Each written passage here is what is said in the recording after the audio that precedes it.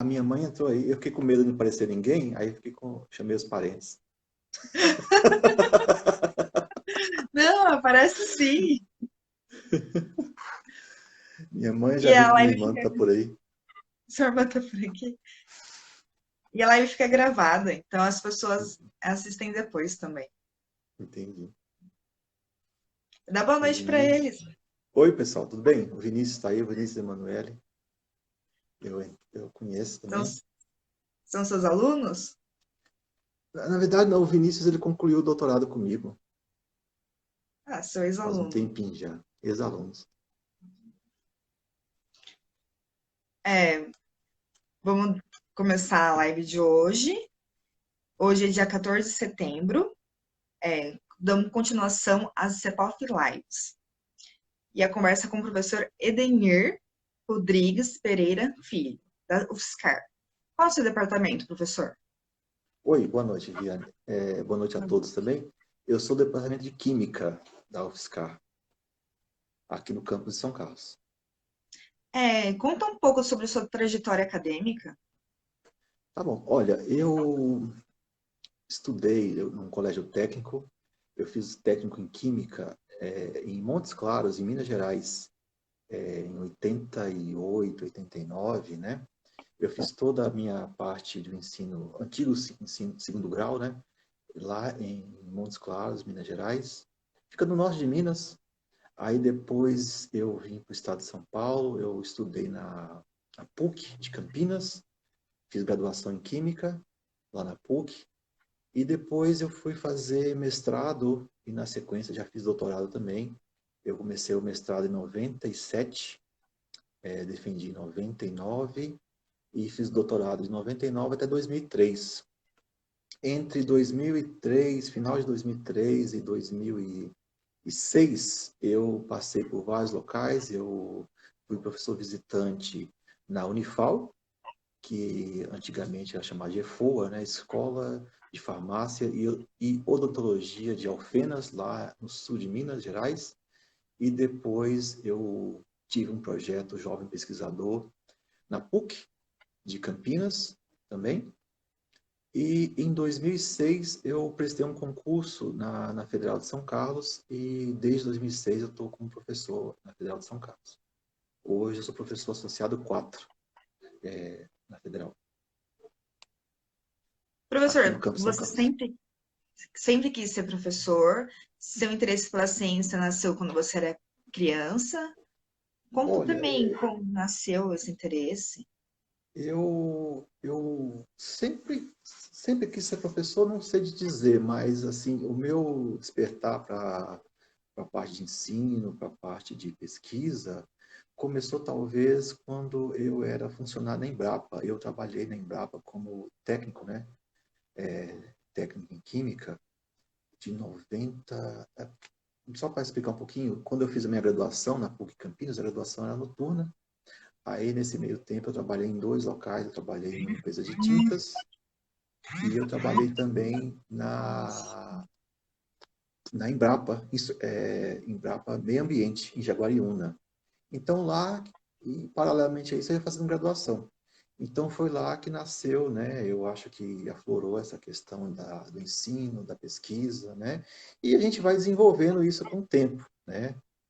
Muitas vezes a gente, quando é mais novo, a gente não sabe o que quer fazer, mas eu diria que foi uma ideia, né? Foi uma vocação que foi nascendo desde quando eu trabalhei na Embrapa. Isso tem mais de 20 anos. Muito bom, professor. Aqui embaixo que a gente vê as pessoas que mandam mensagem. Você Isso. conseguiu Aham. ver? Eu estou vendo aqui o Daniel José entrou, Laura, estou vendo. Tá vendo? A pandemia afetou o seu trabalho na pesquisa acadêmica? Sim, afetou bastante, né? Afetou bastante. Eu estava numa situação assim, talvez um pouquinho favorável, porque eu estava com alunos já com as dissertações e teses engatilhadas para poder concluir a dissertação ou a tese de doutorado. Realmente atrapalhou, né? Por exemplo, eu nos últimos 18 meses eu tive aí 6 alunos que defenderam. Meu grupo está bastante vazio, né? Meu conjunto de alunos está bastante vazio nesse momento. E meu laboratório está praticamente parado, né? A gente está com as atividades só de manutenção dos equipamentos e eu tenho tentado recompor o grupo, né? Mas só para você e as pessoas que estão aqui assistindo terem uma ideia, antes da pandemia a gente tinha o nosso programa de pós-graduação em Química na Federal São Carlos, a gente tinha uma procura de 130 alunos candidatos ao mestrado e mais ou menos 100 candidatos para o doutorado. Com a pandemia, esse número caiu bastante, né? A gente tem aí cerca de 20 a 30 alunos apenas procurando para fazer o mestrado ou doutorado. Isso é um problema sério, né? Isso indica que as pessoas não estão se conseguindo se graduar, né? A roda, né, não está girando como deveria. Mas eu acho que agora as coisas estão ficando melhores, né? Então, ou pelo menos parou de piorar, né? Porque a vacina está mostrando que tem um efeito bastante positivo, né? Como é de se esperar. Professor, você acredita que agora as pessoas vão voltar a fazer pós-graduação? Eu diria que sim, né? Porque a gente está aí, eu acho que a gente está saindo dessa situação e talvez o Brasil passe aí por um apagão de recursos humanos, né? Eu sinto, eu vejo que está tendo muita procura, né?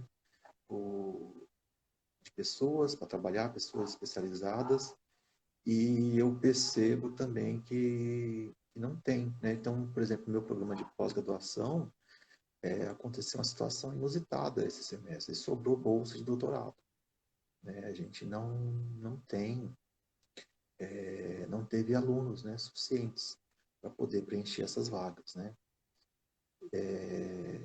Apesar da prova ter sido feita totalmente online, muita gente não conseguiu passar, né, ser aprovado. Se a gente for pensar, é uma minoria que faz pós-graduação, né? E agora a minoria é menor ainda. Menor ainda, né? Já era menos, né? Já era poucos alunos. A gente conseguia atrair alunos do Brasil todo, a gente consegue atrair até hoje, né?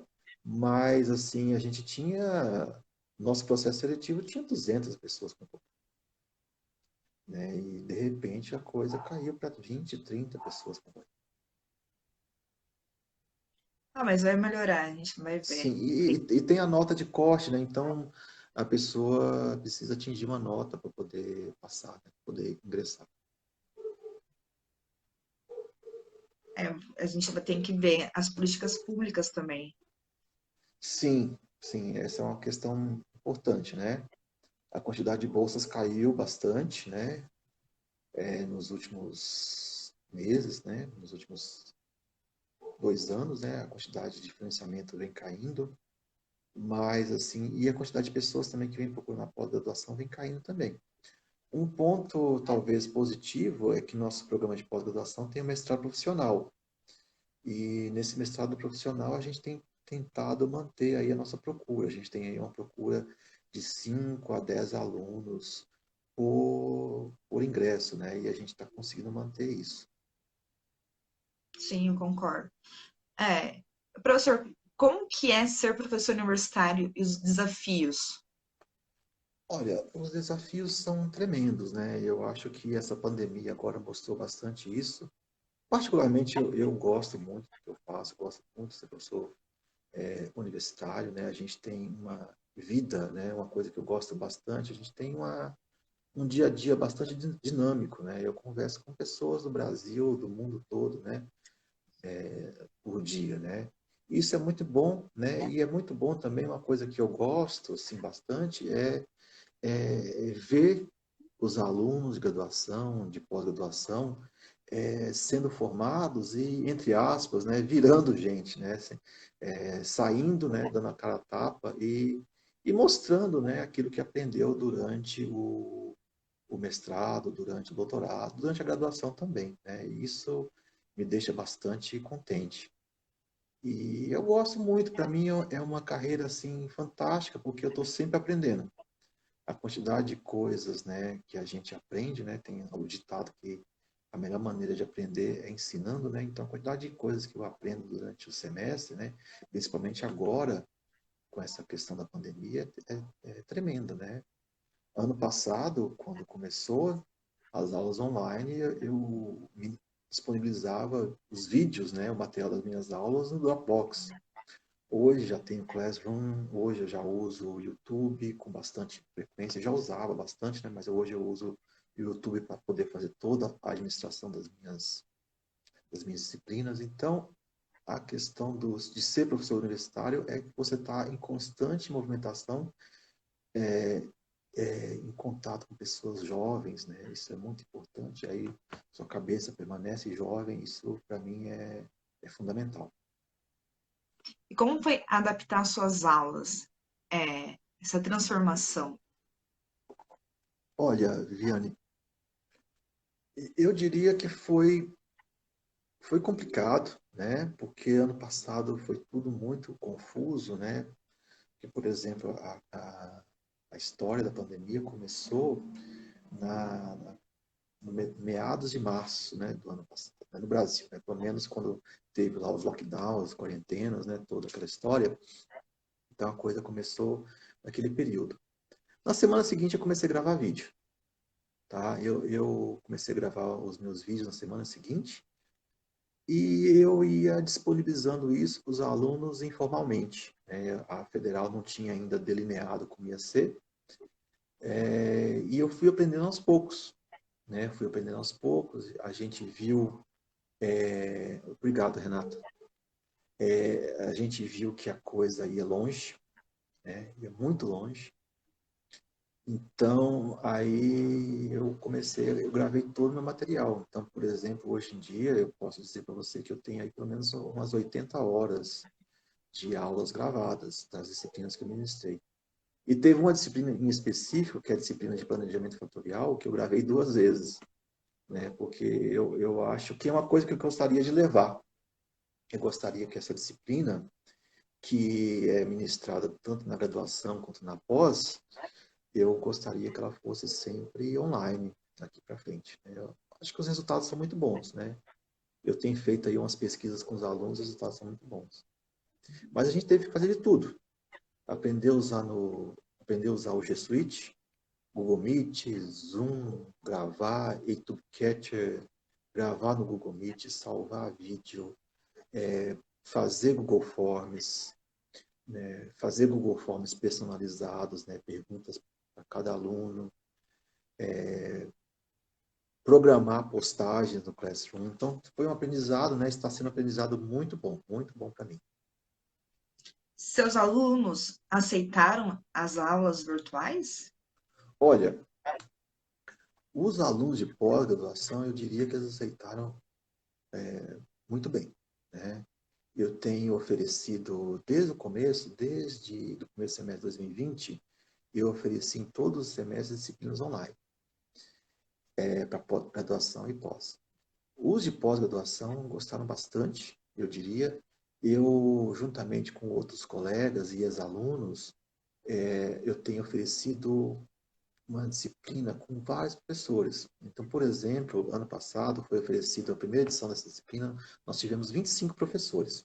Aí cada professor gravava uma aula. Então, a gente teve professores, um professor da Argentina, 2 professores da Espanha, um professor da Dinamarca, um professor dos Estados Unidos, desculpa, 2 professores dos Estados Unidos, nós tivemos. Então, somente com uma situação como essa, a gente conseguiu fazer isso, né? E aí a gente gravou aí pelo menos umas 20 horas de material. Aí isso tudo foi colocado no meu canal no YouTube, numa playlist, com material não listado, e nós tivemos aí cerca de 80 alunos matriculados.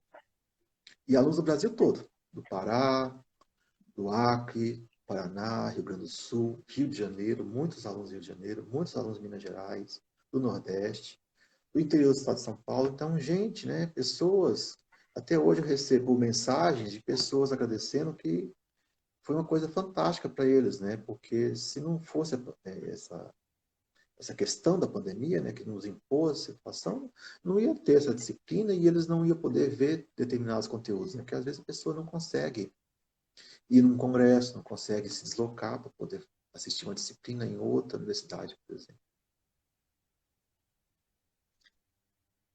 Seu canal tem sido aceito, professor, pelo público? Sim, meu canal, olha só, eu tenho um canal no YouTube, o canal é Edenir Pereira Filho. Esse canal já tem 7 anos. Eu comecei ele em 2014 de maneira bem tímida. Eu comecei ele para fazer os vídeos do meu livro. Né? Esse aqui é o livro que eu escrevi em 2015. Aí em 2014 eu estava preparando o livro e eu comecei a... Pensei, né? Eu vou fazer 4 capítulos. Para cada capítulo eu vou fazer um conjunto de vídeos, né? Aí eu fiz isso, para você ter uma ideia, no começo do ano passado, meu canal tinha 300 inscritos. Hoje ele tem 1.500, aumentou 5 vezes. De 300 para 1.500 aumentou 5 vezes a quantidade. E eu tenho aí um acesso médio, né, uma visualização média de 280 horas por mês, de as pessoas assistindo. E eu recebo muitas mensagens, né, muitas pessoas elogiando, né? Esse canal tem os vídeos do meu livro, tem vídeos sobre resíduos eletrônicos, sobre análise biométrica e tem 22 playlists e várias playlists foram feitas com a ajuda de ex-alunos. Né? Então, tem aí ex-alunos que falaram sobre o MATLAB, que é o caso da Jenny, um ex-aluno, Daniel, falou sobre análise biométrica, o Felipe me ajudou com a parte de planejamento de misturas, a Raquel, vou falar o nome de todos eles, né? A Raquel, o Diego, o Raimundo, o Douglas, né? Então tem vários alunos, né? Ex-alunos que me ajudaram, José Augusto, Marco Aurélio, o Vinícius, que me ajudaram, né? Nesse canal. E a Amanda também. Então são pessoas que ficam aí me auxiliando para poder produzir conteúdo para o canal. E o seu canal no YouTube, ele é de forma totalmente independente? Sim, independente que você diz, como assim? É totalmente, só eu que Você, trabalho. só você trabalha Sim, com as sim, pessoas para auxiliando? isso. Só eu que crio o material, né? Às vezes eu tenho alguma ideia de alguma playlist nova e convido alguns parceiros, né? Que são esses ex-alunos que eu comentei com você. Mas 90% do conteúdo que está lá foi eu que produzi, né? E a maioria do conteúdo está público, eu diria que metade está público e metade está como conteúdo não listado, porque são as disciplinas, né? Então, todo o conteúdo das disciplinas eu coloco lá. E vou disponibilizando para os alunos assistirem. Muito interessante. E para você, qual a importância de divulgar a ciência? Olha, Viviane, a importância de divulgar a ciência, na minha opinião, é para a gente mostrar, né, para a sociedade onde o dinheiro dela está sendo aplicado, né? Por que determinado professor, determinado pesquisador está fazendo lá uma tese, né, orientando uma tese e uma dissertação que, a primeiro momento, pode parecer totalmente obscuro, né, para o público leigo. Então, eu tento mostrar para as pessoas, ó, seu dinheiro está sendo investido nisso aqui, né? Eu costumo fazer uma conta bastante, eu diria que é uma conta de padaria, né? Eu peguei já todos os projetos que eu já tive, né? PAPESP, CNPq, CAPES, e peguei todos os recursos, né, que eu consegui juntar, consegui com essas agências de fomento e dividi pela quantidade de alunos que eu já defendi. Então, para você ter uma ideia, no meu caso particular, uma dissertação de mestrado custa cerca aí de uns R$ 70.000, né, em valores atualizados. Uma tese de doutorado eu dobro, é da ordem de 140 a R$ 150.000. Então, é muito dinheiro. Isso sem contar bolsas, né? Não estou falando de bolsa, estou falando de material de consumo, de equipamentos, né, de reagentes, né? E a sociedade, a gente precisa reverter isso para a sociedade. E uma maneira que eu encontrei é divulgando, né? Eu divulgo lá no meu canal, divulgo no Instagram, no Facebook, no LinkedIn, né? Então a gente precisa divulgar isso, né? Porque a gente está aí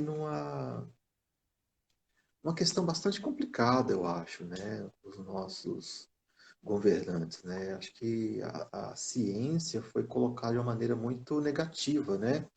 Diante de toda essa situação aí da pandemia. E não deveria ser assim, né? Então, porque foi graças à ciência que surgiram aí os primeiros tratamentos, as primeiras vacinas, né? Essas vacinas saíram em tempo recorde. Né? Nunca uma vacina tinha sido desenvolvida de forma tão rápida, né? Como as vacinas do Covid foram desenvolvidas agora. No Brasil, a população em geral não tem ninguém que tomou vacina há mais de um ano. Todo mundo tomou vacina esse ano. A primeira pessoa foi em janeiro. Né? Sim. E o resultado está saindo agora. As pessoas podem pensar assim, nossa, demorou demais, mas, gente, foi muito rápido. Né? E a gente só consegue isso com dinheiro. Com dinheiro para poder fazer pesquisa de qualidade. E para fazer pesquisa de qualidade, a gente precisa formar pessoas de qualidade também. Pessoas preparadas para enfrentar esses desafios. Ah, eu também penso assim. E fora que tem muitas pessoas que estão negando a vacina, né? Isso daí é outro assunto. Isso aí é um outro assunto, né? Um assunto mais polêmico, né? Não sei por que isso está acontecendo, mas enfim, eu acho que a gente deveria. O Brasil tem um histórico muito positivo, né, de aceitação da vacina, né? Eu me lembro quando eu era criança, o pessoal, mês de agosto sempre tem vacinação, né? Todo mundo, sem pensar, ia lá para tomar vacina, né? Ninguém sabia que marca que era. Eu nunca fiquei sabendo que marca das vacinas que eu tomei. Hoje em dia as pessoas querem saber qual é a marca da vacina, não sei o quê, não sei o quê, mas enfim. Ai, Eu acho que a mas gente tudo bem. precisa pensar melhor nessas coisas. É, E tem que aí que entra o rever, né? papel da ciência, né? Aí que entra o nosso papel. É mostrar com dados, né? Dados numéricos, eu trabalho muito com números, né? Então, tudo que eu tento fazer, por exemplo, eu estou dando aulas online desde o ano passado. E todo final do semestre eu passo lá um questionário para os alunos. E a pergunta-chave é o seguinte: como ficou a sua expectativa em questão de aprendizado? Você, a sua expectativa ficou acima da média, ficou abaixo da expectativa, né? O seu aprendizado ficou abaixo da expectativa, ficou acima da expectativa, ou atendeu a sua expectativa, né? Então eu sempre faço isso, porque eu quero mostrar para as pessoas, né? Olha só, o que nós fizemos, o que nós estamos fazendo em ensino remoto, está surtindo um efeito, né? Eu diria que na pós-graduação está surtindo um efeito muito positivo. Na graduação também. Na graduação tem uma certa dificuldade, porque tem muitos alunos que ainda precisam ter a figura do professor na frente da lousa, explicando, mostrando, né? Mas eu diria que a grande maioria realmente gosta. E se tiver paciência, realmente aprende, né? Eu tenho visto várias coisas no YouTube, eu tenho estudado pelo YouTube também, e para mim é uma ferramenta, hoje em dia, é uma ferramenta assim, fantástica. É claro que não é para substituir o professor, né? Não é isso. Mas eu acho que é um campo que o professor deveria atuar também. Sim. O ensino híbrido tá aí para ajudar, né? Sim, porque, olha, em vários sentidos, né?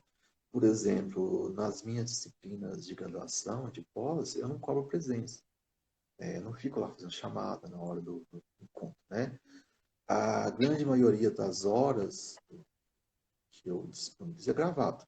Né? Então, todo o meu material, a grande maioria está gravado, eu disponibilizo, porque os alunos podem assistir onde quiser, quando quiser, né? Usando o celular, usando o computador. E a gente precisa lembrar, né, de uma coisa muito importante que está acontecendo com a história da pandemia toda, né? Muita gente não tem um local, um ambiente para assistir a aula na hora da aula, né? Seria muito bom que fosse gravado, né? Muita gente não tem, às vezes divide a internet com 10, 15 pessoas dentro da mesma casa, né? E muitos alunos, eu já recebi vários e-mails, né, de alunos de graduação, que tiveram que arrumar trabalho, né? O pai foi demitido, a mãe também, Então, tem muitos alunos que tiveram que arrumar um emprego, né, temporário, um emprego de garçonete, de garçom, para poder suprir a renda, né, de casa. Então, eu acho que o papel nosso, né, como educador, é muito importante nesse ponto, né, de poder agregar esse aluno, né, porque às vezes tem alunos fazendo pós que acabou a bolsa, né, estourou o prazo, não consegue fazer a parte experimental e está sem bolsa até hoje, né, e teve que arrumar um emprego e está aguardando aí um momento para fazer os últimos experimentos e defender, né? Então é importante que a gente tente flexibilizar esse momento, né? E eu tenho tentado, né? Eu tenho lutado para fazer isso. Professor, Oi. você falou que eu tenho um livro, né? Como surgiu Sim. a ideia de fazer esse livro? Bem, olha, eu trabalho com uma parte da química analítica que se chama quimiometria, né? Isso é a aplicação de ferramentas matemáticas, estatísticas em dados químicos, né? Então, eu trabalho muito com tratamento de dados, né? E dentro desse tratamento de dados, eu trabalho bastante com espectros, né? Então, um dos assuntos dessa live é, por exemplo, técnicas espectroanalíticas, né? Que você tinha comentado lá na conversa que a gente teve preparatória, né? Então, as técnicas espectroanalíticas, você incide uma radiação, né? Você pode incidir uma radiação sobre uma superfície sólida, e essa radiação vai impactar essa superfície e vai gerar um espectro eletromagnético. E esse espectro, ele tem uma assinatura, né? Tem uma impressão digital da composição dessa amostra, né? E essa impressão digital, ela é muito difícil da gente analisar, porque a gente tem aí espectros, né, sinais com 10 mil, 12 mil, 20 mil, 30 mil dados, né? E a gente não consegue fazer isso olhando. E para a gente fazer isso, a gente precisa aplicar ferramentas matemáticas e estatísticas, que é a quimiometria. Então, a ideia do meu livro surgiu lá em 2013, mais ou menos. Tem quase 10 anos que surgiu a ideia desse livro, para tentar mostrar como, por exemplo, fazer um planejamento de um experimento. Né? Você vai fazer uma otimização. Eu quero otimizar a determinação de um composto orgânico nessa amostra de água que está aqui. Então, o que, que eu vou mexer? Eu vou trabalhar com a concentração do reagente X, concentração do reagente Y, tempo, temperatura, né? Então, como é que essas variáveis influenciam nessa determinação, né? E para a gente entender tudo isso, a gente precisa de matemática. Então, daí que surgiu a ideia do meu livro. Desde 2012, eu tenho trabalhado também com outro assunto, que é resíduo eletrônico, que é o famoso, também chamado de lixo eletrônico, que é tudo que a gente consegue, é um mouse velho, é um celular velho, é um computador velho, e esse tipo de amostra é extremamente rica, né? É extremamente rica quimicamente, tem uma quantidade gigantesca de elementos químicos, né? Um celular tem aí mais de 40 elementos químicos, e aí a gente precisa usar ferramentas matemáticas, estatísticas para extrair informação disso. Aí, daí que surgiu a ideia do livro. O livro, eu comecei a escrever ele em 2013, 2014, mais ou menos. Em 2015, ele foi publicado pela EduFiscar, né? E aí, a minha ideia, a minha proposta foi fazer uma coisa um pouquinho diferente, né? Porque para eu aprender, eu preciso fazer o cálculo. Né? Então, não adianta você falar para mim, você fazer esse cálculo, você tem que pegar isso, mais aquilo, multiplica para essa matriz, inverte. Eu tenho que fazer. Aí, a minha proposta foi fazer vídeos. Né? Então, foi daí também que surgiu o meu canal. Né? Então, eu fiz vídeos explicando as ferramentas que estão no livro. Aí, e aqui nesse livro também eu coloquei todos os códigos que eu uso para fazer os cálculos, né, nos programas computacionais. É tudo da química analítica? Tudo da química analítica. Né? A química analítica é uma parte da química dedicada a entender, né, como que a matéria, né, como que as amostras, as substâncias são constituídas, né, tanto do ponto de vista qualitativo quanto do ponto de vista quantitativo, né. Qualitativo, eu quero saber o que tem, né, o que tem nessa amostra de água. Ah, tem cálcio, magnésio, por exemplo, tem sódio, tem potássio. Mas quanto que tem? Né? Esse é o ponto de vista quantitativo. Quanto que tem de cálcio aqui? Quanto tem de magnésio aqui? Faz sentido. E o que a gente pode estudar na química analítica? Olha, Pode dar algum exemplo? a química analítica, então, você pode estudar. Tem a química analítica, eu diria que sim, que é a parte mais inorgânica, né? Que a gente pode determinar elementos químicos. A gente pode fazer análise de especiação, por exemplo, né? O que é uma análise de especiação? Né? Tem vários elementos químicos, como, por exemplo, o arsênio, o crômio, que eles têm diferentes números de oxidação. Né? Tem crômio 3, tem crômio 6. Né? Isso já foi até reportado em filmes, né? Com a Julia Roberts, naquele filme Erin Brockovich. Né? Ela fala muito sobre isso. O crômio 3, ele é benigno, ele é um micronutriente. Ele ajuda, por exemplo, no metabolismo da glicose no organismo humano. O crômio 6, ele é cancerígeno. Né? Então, o mesmo elemento químico ele pode ser benigno e pode ser maligno, dependendo do número de oxidação que ele tem. Então, a química analítica se ocupa desses problemas. Investigar também, por exemplo, né, num aparelho um computador, né, o que tem numa placa de circuito eletrônico? Onde é que está o ouro? Em qual camada que está o ouro no circuito eletrônico? Né? Como é que eu consigo tirar o ouro desse circuito eletrônico da melhor forma possível? Então, tudo isso é uma parte mais inorgânica, né? Onde eu vou determinar elementos químicos. E para fazer tudo isso, eu preciso de técnicas analíticas. Quer seja um laser, por exemplo, uma substituição atômica com chama, com forno de grafite. E tem também a parte orgânica. Né? Na parte orgânica, a gente vai determinar, por exemplo, pesticida, utilizando técnicas de separação, técnicas cromatográficas. A gente pode fazer uma investigação de um polímero, por exemplo, usando infravermelho próximo.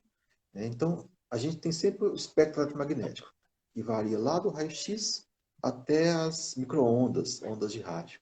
Aí no meio tem a parte, o visível, que a gente consegue ver, tem o ultravioleta, e tem o infravermelho. E cada uma dessas regiões nos dão uma informação química diferente. É nisso que o químico analítico se ocupa, né? É isso que ele trabalha. É, professor, você Oi, também fez doutorado sanduíche, certo? fiz. Como que é Eu, estudar no exterior e aqui no Brasil? olha, eu fiz o doutorado sanduíche em 2001. Inclusive, foi bem interessante, né? Eu fiz o doutorado sanduíche lá na Alemanha. Eu fiz numa cidade chamada Dortmund. Na Alemanha, fica perto da fronteira com a Bélgica e a Holanda. E para mim foi uma Legal. experiência muito boa, né? Foi uma experiência fantástica. E o que eu diria é que o material humano é igual, né? O que nós temos aqui é igual ao que tem lá. A questão toda é a parte de instrumentação, né? Recursos financeiros, né? Eles têm mais recursos financeiros do que a gente, né? E foi muito importante para mim, que eu fui sozinho, né?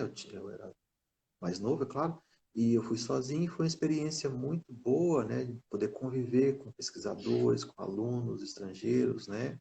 Com pessoas que estavam lá trabalhando, me comunicar, né? Isso é importantíssimo também, né? Como é que você vai se comunicar com o estrangeiro, né?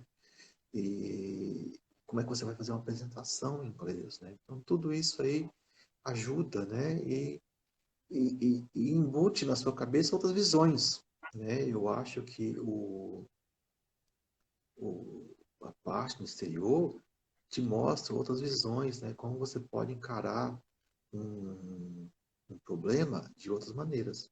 E eu fiz o doutorado sanduíche na Alemanha, Inclusive, quando eu estava lá na Alemanha, teve o ataque de 11 de setembro.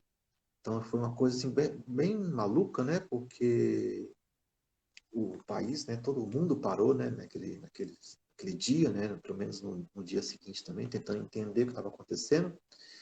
E foi bastante impactante, né? E eu tive que me virar sozinho, né? Eu lembro que aconteceu lá o 11 de setembro de 2001, aí o pessoal ficou todo mundo com medo, né? Vamos embora, vamos embora. Tanto é porque um dos terroristas fez um treinamento lá na Alemanha, não sei se as pessoas sabem disso, né? Então isso fez com que a gente, naquele dia pelo menos, né, falasse, assim, vai todo mundo embora para casa, né? Então foi uma experiência boa, muito boa. Em, além do doutorado sanduíche, eu tive outras oportunidades. Eu fiz um pós-doc no Canadá em 2010. Eu já era professor na Federal. Foi uma experiência. Aí você vai com mais maduro, né? Quando eu fui em 2001, eu era aluno de doutorado. Quando eu fui em 2010, eu já era professor. Aí você vai mais maduro, você... E a ideia é a mesma, né? Interagir, se comunicar, entender como as pessoas pensam, incorporar as coisas boas, né? A gente vê muito contra-exemplo também, não é tudo maravilhoso, né? Mas você tem que ir para você ver, ah, isso eu vou levar para o Brasil, ah, isso aqui, nem pensar, eu não vou levar para o Brasil não. Né? Então isso para mim foi bastante importante, né? E eu acho que todo aluno deveria, toda pessoa, na verdade, né? Todo brasileiro deveria fazer um estágio desse para ver, porque aqui no Brasil a gente tem muitas coisas boas, né? E as pessoas não. A gente tem aí uma síndrome assim, meio de vira-lata, né? As pessoas não conseguem enxergar isso às vezes, né? Ah, eu entendo isso, mas no Brasil as universidades são muito boas. Sim, sim, a gente não fica devendo nada, não fica devendo nada, né? Então isso é muito importante. E estamos caminhando para ser cada vez melhor.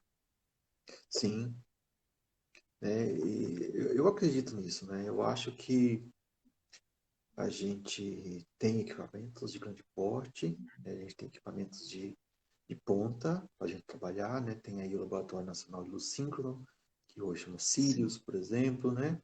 A gente tem aí uma instrumentação que no hemisfério sul é única, né? Por exemplo, né? E a gente precisa usufruir disso. E a gente precisa mostrar para a sociedade que o, o benefício não vai vir de maneira rápida como você exportar um minério de ferro para a China. Né? O benefício vai vir maior, mas vai demorar um pouco, né? Porque tudo isso depende da pesquisa. Quando vem... Ah, a pessoa está perguntando aqui, quando vem para o Acre ministrar uma palestra? A gente pode fazer online, William. William, eu conheço ele. A gente pode tentar fazer Aproveitar, né? online. É, pode aproveitar. Ah, então, com essa história toda, eu dei palestras online para a UFAM, Federal do Amazonas, o Instituto Federal do Mato Grosso, né, também. Dei uma palestra para a Macopeia Americana, palestras em congressos, né? Então, coisas que a gente não faria, né? Não tem condições de fazer, né, rapidamente, né? Eu acho que aproveitar a situação toda para tentar estreitar essas distâncias, né? Diminuir essas distâncias entre as pessoas. Aproveita e já marca uma palestra no Acre, Foi, cadê? virtualmente. É só mandar uma mensagem, William, porque a gente prepara, a gente faz aí o melhor horário para você. Ah, tem uma coisa muito importante também, né? O William está aí falando, uma coisa com essas aulas online que a gente precisa ficar atento. As pessoas no Brasil, às vezes, elas se esquecem, mas a gente tem fuso horário, né? Eu acho que lá no Acre agora, acho que são 1 ou 2 horas a menos, se não estou enganado. Acho que o William pode escrever aí.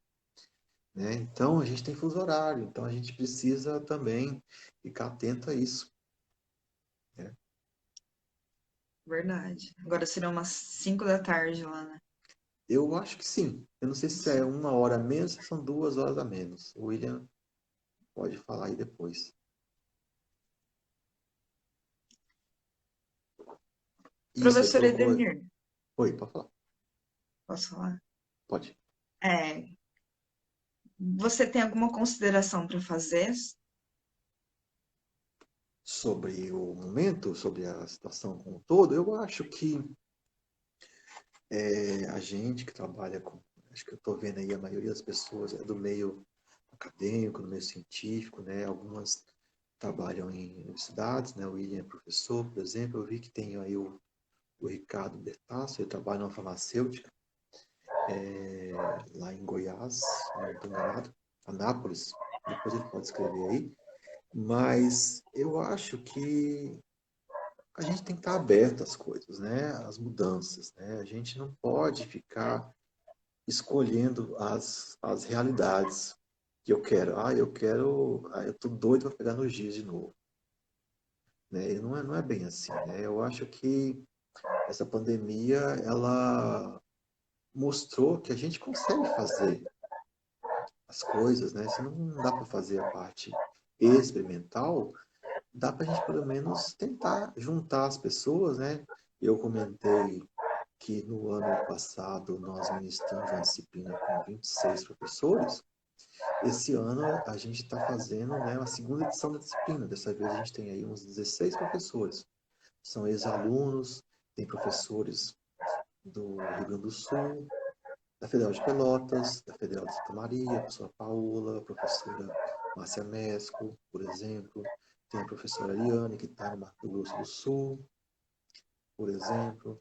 Então, tem várias possibilidades que a gente pode fazer. Tem uma pessoa, a Flávia Estrada, que é do Sírios, né? Então, como é que você, antes, juntaria numa disciplina pessoas de diferentes locais, com diferentes conhecimentos, né? Então, já que a pandemia está aí, e a gente vai demorar um tempinho para a gente se livrar dela, né? Os nossos números estão melhorando, mas vamos tentar fazer coisas boas, coisas que as pessoas aproveitem, coisas que as pessoas sejam úteis para a nossa sociedade, né? Mostrar o que a gente está fazendo, né? Então, toda semana, religiosamente, eu vou lá e publico alguma coisa, no LinkedIn, Instagram e Facebook, né? Mostrando o que eu estou fazendo. A gente tem aí, a Federal tem uma empresa que nasceu no nosso grupo de pesquisa, que é a SG Soluções Científicas, que é formada por um atual aluno de doutorado, que está prestes a defender, o José Augusto Garcia. Então, a gente precisa mostrar isso, né? A gente precisa mostrar a que veio e quais são os benefícios, né? A gente não está aqui só para poder usufruir de salário do governo, a gente está aqui para poder também retornar esse dinheiro, né? Essa verba para a sociedade através de conhecimento, né? E eu diria que é difícil falar em números, né? Mas eu gostaria que mostrar depois, em algum momento, né? Em quanto de verba que eu consegui adquirir, né? Consegui organizar ao longo dos anos, quanto que isso retornou para a sociedade, né? Então, isso retorna através de um aluno bem formado, um aluno que vai conseguir um emprego, né? Então, hoje em dia, tem basicamente todos os meus ex-alunos, né, estão empregados. Isso aqui é uma coisa que eu prezo muito, né, a mensagem que eu passo é essa, né, que as pessoas, né, os professores, eles têm que formar bons alunos, eles têm que lutar para que esses alunos estejam bem colocados. Mas é claro que para o aluno estar bem colocado, ele precisa querer estar bem colocado também, né? Então, uma das coisas que eu converso bastante com os meus alunos é isso, né? É mostrar para eles uma visão de mundo, uma visão do que espera eles pela frente, né? A gente teve aí, por exemplo, nos últimos 18 meses, uma queda acentuada na quantidade de posições, né, de trabalho. Está retomando, né? Mas saiu um boletim da American Chemical Society essa semana, saiu ontem, na verdade, que a quantidade de posições, né, os empregos desapareceram nos Estados Unidos, né? Está retomando. No Brasil também eu diria que está retomando. E a gente corre o risco de a gente ter um apagão de profissionais dentro de uns 6, 10 meses, né? Porque as pessoas não estão sendo formadas, né? Para ser informados. Mas vai melhorar. Vai melhorar, com certeza. Eu tenho fé nisso. Eu também. Professora Edenir, o que Sim. te motiva em continuar produzindo ciência? Olha, o que me motiva produzir ciência é a curiosidade, né? Eu trabalho muito, eu já falei isso, eu trabalho muito com resíduos eletrônicos, né? Ano passado a gente publicou esse folder, é um folder gratuito, quem quiser. Para mim aparece de trás para frente, para vocês acho que aparece normal, né, Viviane? Acho normal. Mas enfim.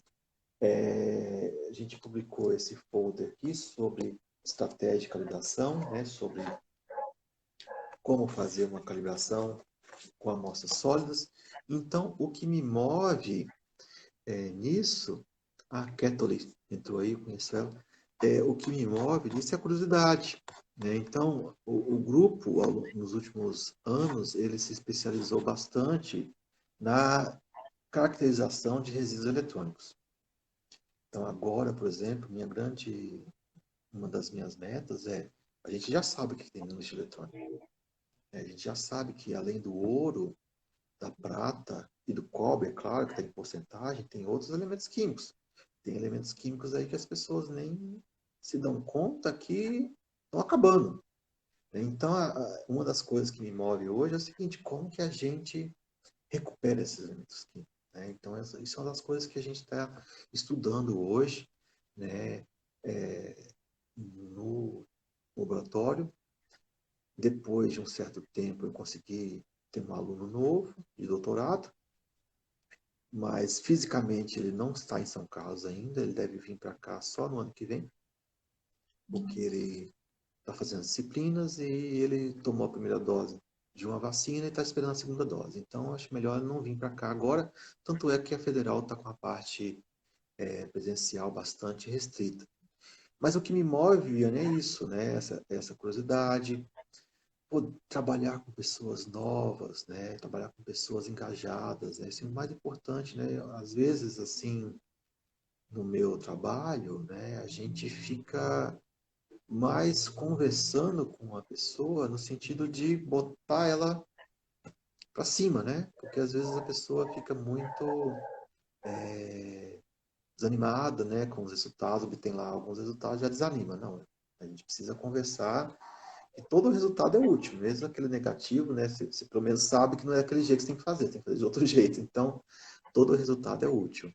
Mas então o que me move é isso, é a curiosidade e a vontade de aprender mais e mais. Pessoal, agora a gente vai abrir para as perguntas. Vocês têm alguma pergunta para o professor Edenir? E obrigado pela entrevista. Eu que agradeço. Eu vi que a Weida entrou aqui, eu dei aula para ela, acho que foi ano passado. Ela é de outro programa de pós, de outra cidade. Pessoal, alguma pergunta? Alguma, Um de cada vez. Né, Viviane? alguma consideração, algum Se, elogio, né? se não, se Crítico. não, se não, a Viviane vai fazer aquela... Boa noite, Kathleen. Senão a Viviane vai fazer aquela pergunta que a gente combinou. Ixi, Ninguém. A Kathleen é da Paraíba, né, Kathleen? Teve aula comigo também. Aí a gente vai se encontrando com várias pessoas que a gente não imagina, né? A quantidade de alunos, isso, ela escreveu lá, a quantidade de alunos, opa, professor, em questões de ferramentas computacionais, como anda a evolução do tratamento de dados com isso, né? Olha, eu diria, hoje em dia, né, as pessoas tá tendo muito, e teve outra que interação com a indústria, tá? Teve surgiram novas ferramentas, né? Hoje em dia, por exemplo, tem o Python, tem o R, tem o Octave, que são ferramentas todas livres, né? Então, eu diria que no tratamento de dados, o que talvez seja uma vertente bastante atual, por exemplo, é o uso dessas ferramentas free, né? O uso dessas ferramentas. livres, né, de acesso livre, e também a fusão de dados, né? Porque hoje em dia a gente consegue obter dados de uma maneira muito rápida, né? A gente consegue obter os dados de um infravermelho, de um LIBS, né? Um infravermelho de um laser. O infravermelho está lá na região do infravermelho, né? O LIBS, o laser, está na região do visível. Então, a ideia é a gente pode fundir esses dados para tentar obter modelos mais robustos, né? Então, tem várias ferramentas, né? Eu diria que uma das vertentes atuais seria essa, né? A fusão dos dados e também o uso de programas computacionais livres. O Python, eu diria que veio para ficar nesse quesito aí, né? Tem muitas empresas usando Python já, né? E minha interação com a indústria, né? Eu sou bastante entusiasta do mestrado profissional. No nosso programa de pós-graduação em Química daqui da Federal de São Carlos, Viviane, a gente tem um curso de mestrado profissional.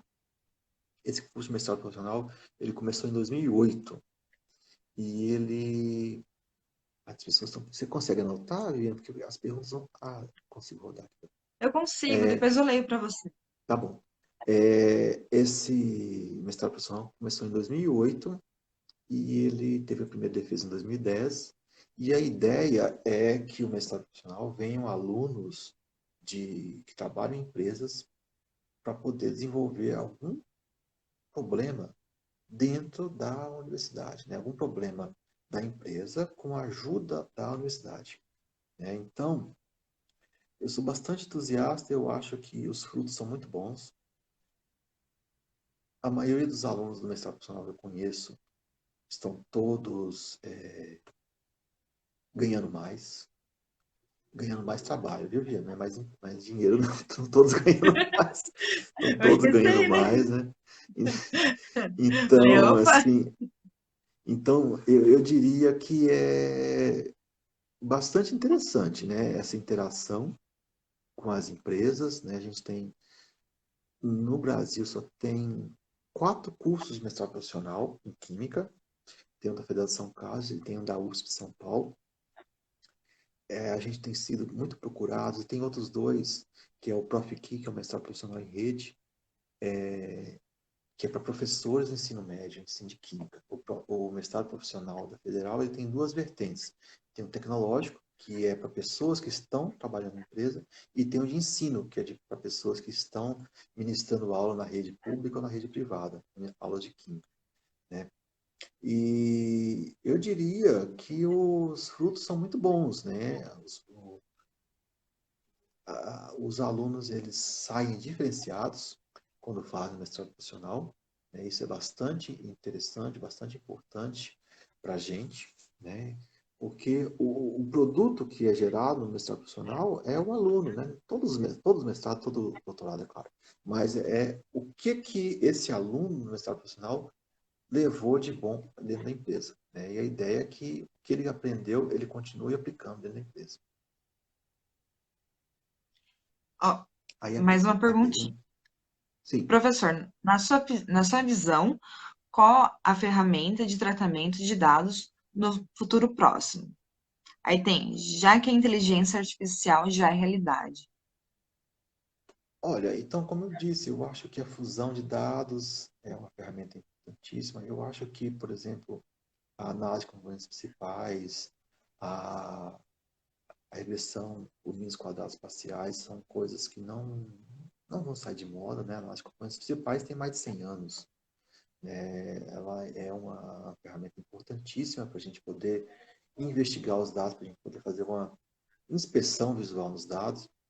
E no caso da calibração, eu diria que o PLS, né, que é o Partial Least Squares, que é os mínimos quadrados parciais, e também redes neurais, também são ferramentas que já estão aí há um bom tempo, né, que eu diria que podem ter uma sobrevida aí com a fusão de dados e também com esses novos programas. Tem mais uma pergunta aqui. Sim, O que você pode. acha que a interação entre indústria e academia pode algum dia acontecer no âmbito da graduação? Isso, esse aí é o Felipe Ferri. Foi meu aluno de iniciação científica. Eu combinei com ele essa aqui, viu, Viviane? Tô brincando. Eu tô brincando. Então, eu diria que a gente precisa vencer algumas barreiras, né? Eu diria que um dos caminhos seria, por exemplo, via empresas júnior, né? O curso de Química da Federal tem uma empresa júnior bastante atuante, né? A Atom. E isso tem ajudado bastante os alunos a interagir com as empresas, né? Então, eu acho que é uma maneira de a gente estreitar essas, essas relações, mas a gente cai, às vezes, num problema muito sério, que às vezes as empresas e a universidade têm objetivos diferentes. A universidade é gerar recursos humanos, a empresa ela quer gerar riqueza, né, claro, para ela, né, e para a sociedade também. E às vezes a gente esbarra em questões burocráticas, né? Um dos pontos assim cruciais que eu vivenciei nos últimos meses, por exemplo, é a redação de um convênio, né? Como é que você faz um convênio de uma empresa com a universidade? É uma coisa assim de louco. Eu nunca pensei que fosse uma coisa tão demorada, né? Demorou assim mais ou menos uns 4 meses. E apesar de as universidades hoje em dia terem as suas agências de inovação, a coisa ainda é um pouco travada, né? Então a gente esbarra muito nessas burocracias. Então eu acho que a gente precisa tentar melhorar essa questão da burocracia e o aluno que está hoje na universidade, ele pode tentar buscar, por exemplo, um contato com a empresa júnior, onde ele vai ter que desenvolver projetos junto com empresas, né? Isso é importante. Pessoal, mais alguma pergunta?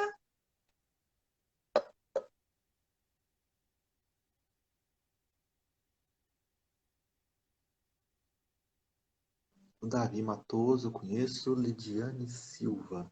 A carinha está muito pequena aqui, eu não consigo identificar. O Felipe Ferri, identifiquei. A Kettle também. O William, eu conheço ele. Bom tempo. O Jonas está no Ceará.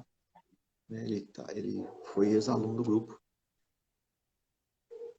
Fez uma boa propaganda aí da live. Sim, fiz. Eu divulguei no LinkedIn hoje, divulguei no Facebook e divulguei também no Instagram.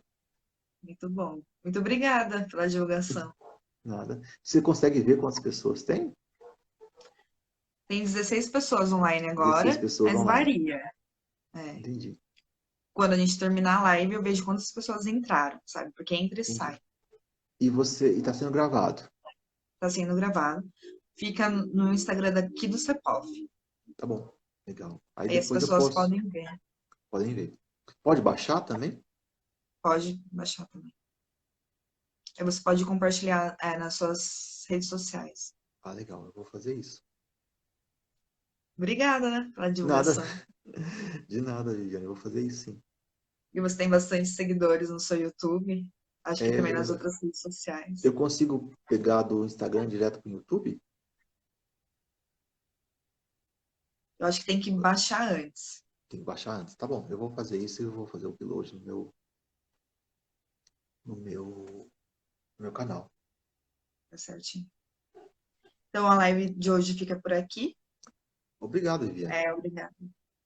Obrigada pela participação, professor. Eu agradeço a todos que estavam aí, né? E antes de. Não sei se você vai falar mais alguma coisa, Viviane. Vai, né? Não, pode falar. Não? Então, antes de terminar, aquelas. Depois eu peço o livro, tá bom? Depois de pagar. Influência digital. Antes acho que o Marcos Beletato aqui, ele adivinhou o que eu vou falar, né? Antes de acabar, então, aquelas velha frase, né, do YouTube. Se inscreva no meu canal, curtam, divulguem e cliquem no sininho, né? Depois para poder receber novidades. Tá ok, pessoal? Obrigado aí a todos. Obrigado, Wesley. O Wesley está aí, o Wesley eu conheço. O Wesley da Bahia está na Embrapa Instrumentação agora. Amanda Cristina. Essa Amanda Cristina, eu acho que eu dei ela para ela ano passado. É da USP. Certinho? Legal, obrigado, Obrigada. viu, Viane? Obrigado a todos, pessoal. A live de hoje fica por aqui e até a próxima live. Tchau! Tchau, tchau, gente. Boa noite para todos.